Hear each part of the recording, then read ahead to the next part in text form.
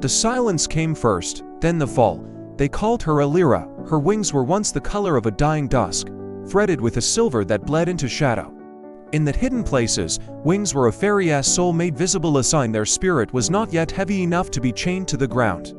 Alira's were torn from her, saving a life that was not meant to be saved. A tear in the worlds, a storm of splintered reality, and a human child stumbled into a forest that fed on the lost. As the woods themselves turned against him, Alira shielded the boy with her wings, a final, desperate shelter. He survived. Her wings, however, were shredded, left like ink stains on the forest floor. To be wingless is to be exiled. The elders' voices were soft, but their judgment was absolute. A fairy bound to the earth is a fairy no more. So Alira walked, each step a betrayal of her nature, the ground cold and unforgiving beneath her feet.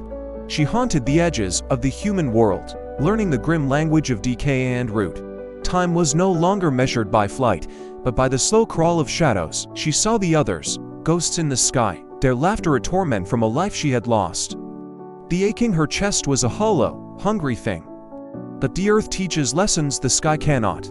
Denied the air, Alira saw the world in its stark reality, the brutal patience of a spider's web, the silent struggle of a sapling breaking through stone, the way humans clung to hope even as darkness consumed them. Her magic, once of air and illusion, twisted into something deeper, rooted in soul and bone. An age passed in shadow.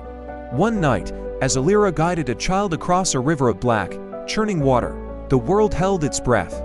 The air grew thick, heavy with a forgotten power.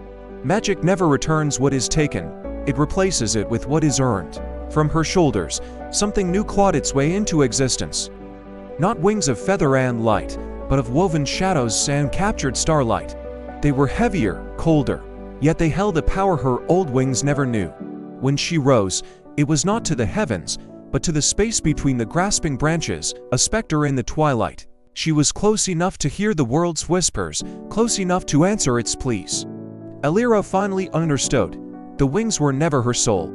They were merely the first price she had to pay.